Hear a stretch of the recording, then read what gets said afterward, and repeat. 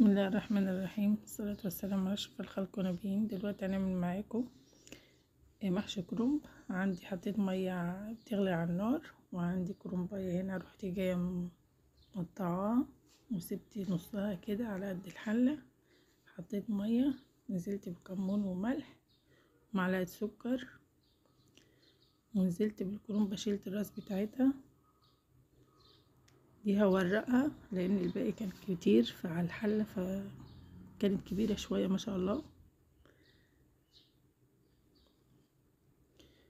بكملش دقيقة معاكي وتشيل كل ورقة بتطلع معاكي منها.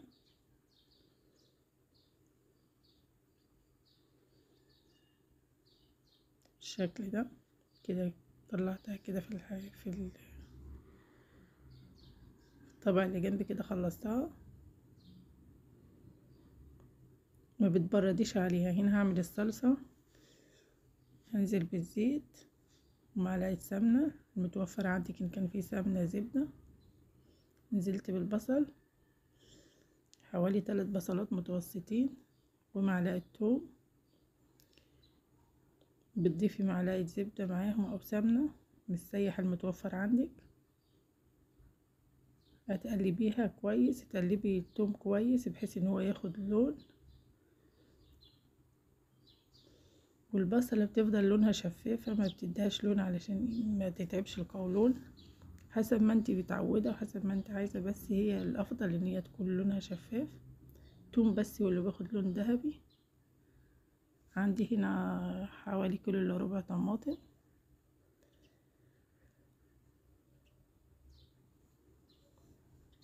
يبقى هنا الزيت، وبعدين نزلت عليه بالبصل حوالي 3 بصلات متوسطين، تقطعيهم او تفرميهم او تبشريهم بالمبشرة، ومعلقة توم هحطها في جنب كده. هي خدت لون معايا.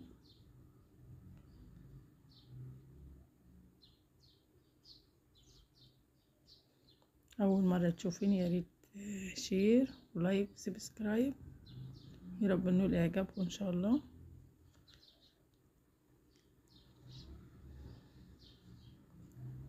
ما تنسيش اي كومنت حلو منك او اي تعليق وتقولي لي رايك ايه.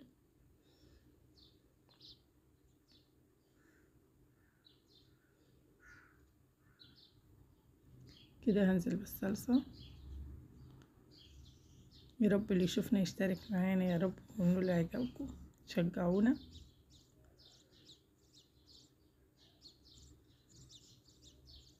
حوريها كويس كده. هنزل عليها بصوص الطماطم.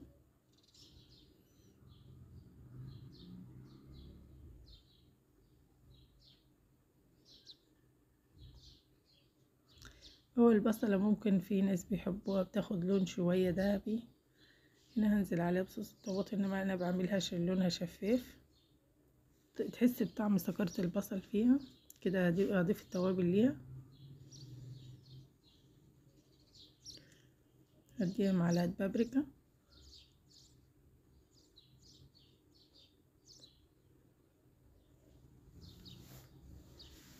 ومعلقة فلفل اسود، وفي توابل حلوة اوي عند العطار، ومعلقة كمون. تقولي له عايزة توابل المحشي.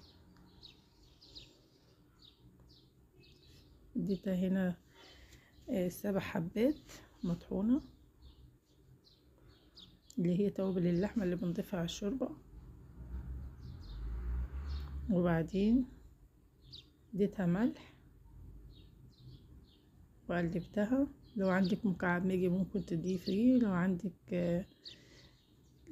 عندك توابل اللحمة بس بتضيفيها. هنا عندك كيلو رز، ونزلت عليه بالثوم والخضرة، شبت وكزبرة وتوابل اللحمة، نفس التوابل اللي احنا بنزودها شوية، بابريكا وكمون وتوابل اللحمة وسنة نعناع وفلفل اسود وملح.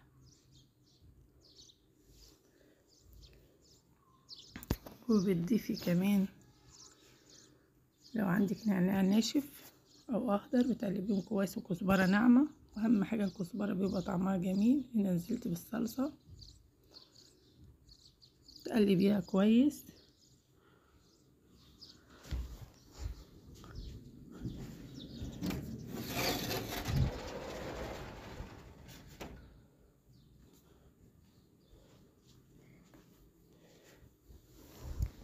تقلبي كويس.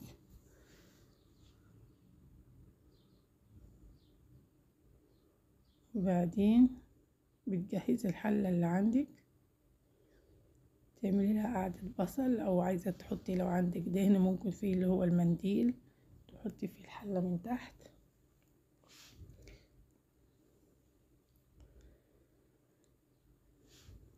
عايزة تحطي بصل، فلفل حراق، طماطم، اللي متوفر عندك واللي انت بتحبيه، ممكن فصين توم.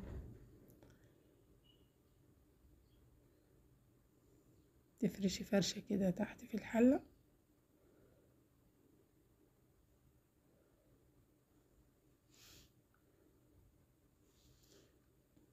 وهنا هنفرد الورقة بالطول كده، طبقها نصين وتقطعي العرق، وبعدين تلفي. في كذا طريقة المحشي حسب ما انت بتحبي وحسب ما انت متعودة. هنا هوريكي كده ازاي تخلصي الحلة بسرعة. بتقسميها على 3،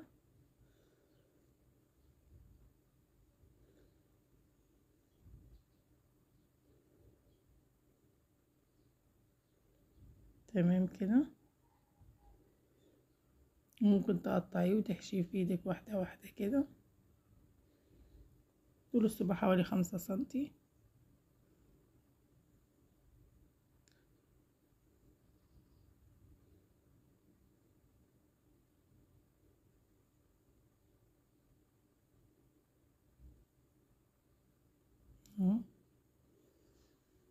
ممكن تعملي كمية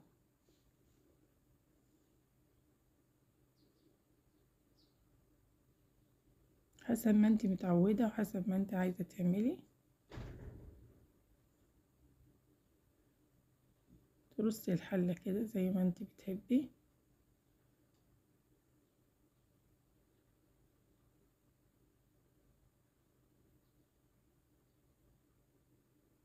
ورميها جامد جامد كده.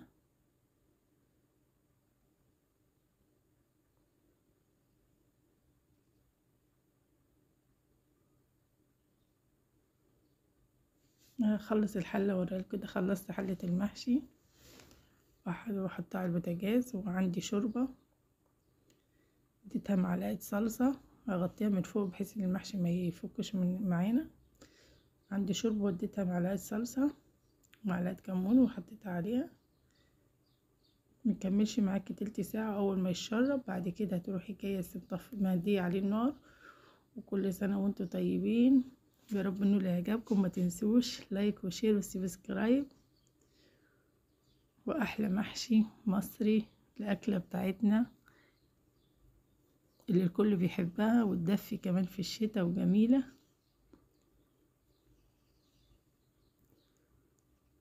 وبالهنا والشفا. مع الف سلامة واشوفكم في فيديو جديد ان شاء الله. ما تنسوش لايك وشير وسبسكرايب واشتراك في القناة. مع الف سلامة.